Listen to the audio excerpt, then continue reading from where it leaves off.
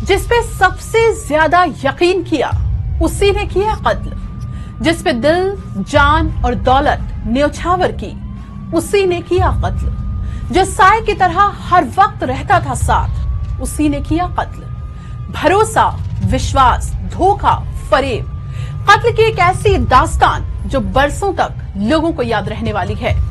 एक औरत के विश्वास का किस तरह सरेआम कत्ल हुआ, बताएंगे आज के बेहद खास इमोशनल फ्लैशबैक सीरीज खूनी रिश्ते के इस प्रीमियर एपिसोड में।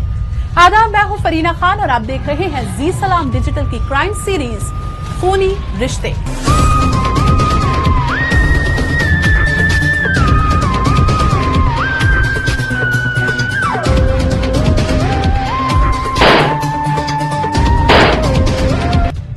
हरियाणा की शेरनी हूं, मैं किसी से नहीं डरती।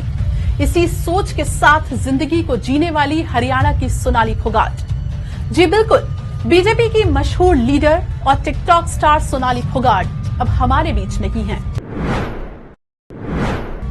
साइलेंट किलर, ध्यान दीजिएगा, साइलेंट किलर यानी ड्रग्स देकर बड़ी ही बेदर्दी से उनकी जान ले ली गई। आखिर क्या हुआ, किसने ली उनकी जान, कौन था उनका दुश्मन, इन सब के बारे में हम बात करेंगे। लेकिन उससे कब्ल आपको सोनाली फोगाट के आखिरी चंद घंटे बताते हैं।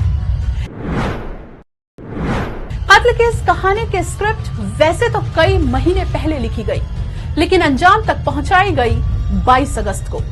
सोनाली फोगाट, उनका पीए सुधीर पाल सांगवान और साथी सुखविंदर से नोएडा से दिल्ली के लिए रवाना हुए और दिल्ली से फ्लाइट लेकर गोवा पहुंचे थे। दोपहर तकरीबन 1 बजे सोनाली अपने पीए सुधीर और सुखविंदर के साथ गोवा पहुंचे। तीनों के स्टे करने के लिए ग्रैंड लियोनी रिजॉर्ट बुक किया गया था।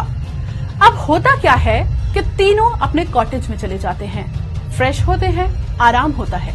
इस बीच कुछ ऐसा भी हुआ जिस पूरी अनसुलझी कत्ल की गुत्थी को सुलझा देगा।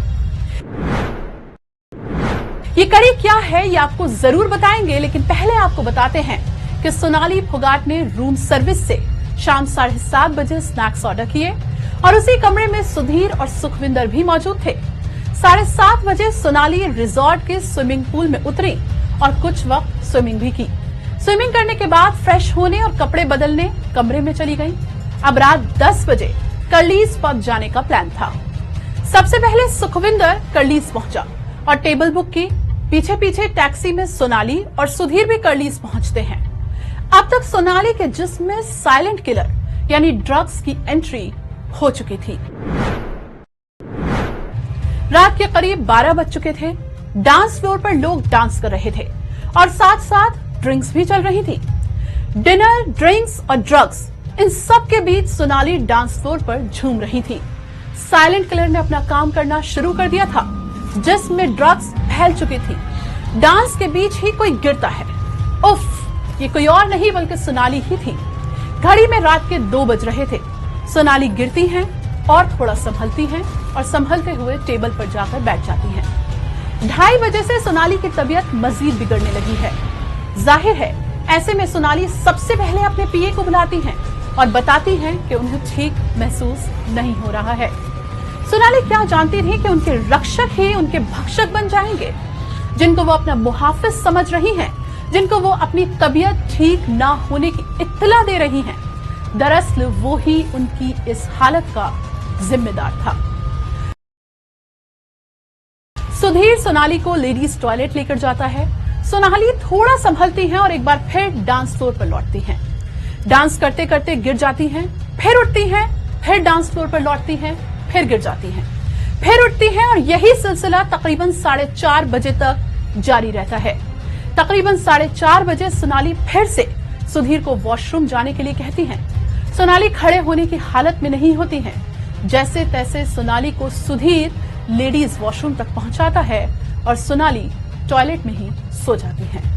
अब यहाँ एक नया मोड़, ये देखिए कि जिस टॉयलेट में सोनाली गिरती हैं उसी टॉयलेट में पुलिस ने अगले दिन तकरीबन 2.5 ग्राम ड्रग्स बरामद किए हैं।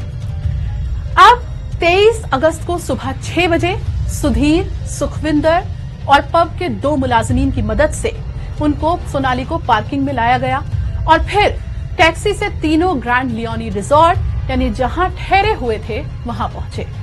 अब तक सुबह के 7 बज चुके थे। रिजॉर्ट पहुंचने के बाद सोनाली बेहोश हो गई। सोनाली को अंजना के सेंट एंथनी हॉस्पिटल ले जाया गया, लेकिन तब तक सोनाली इस दुनिया को अलविदा कह चुकी थी। अंजना पुलिस स्टेशन में घंटी बजती है और फोन सेंट एंथनी हॉस्पिटल से होता है। फोन पर ड्यूटी पर मौजूद पुलिस अफसर को बताया जाता है कि पहले से मृत, ध्यान दीजिएगा, पहले से मृत सोनाली को अस्पताल पहुंचाया गया है। एक बेटी को पीछे छोड़कर सोनाली तो इस दारेफानी से कूच कर गई। शौहर को पहले ही खो चुकी थी और अब बेटी का सरपरस्त कोई नहीं है। लेकिन ये कहानी आज हम सब की आंखें खोलती है कि हमें किस पर यकीन करना चाहिए और किस पर नहीं। इसलिए आप भी अपनी आंख, कान, नाक खुले रखिए और आंख बंद कर किसी पर भी यकीन मत करिए। होशियार रहिए, अलर्ट रहिए, अपना ख्याल रखें और मुझे दें इजाजत।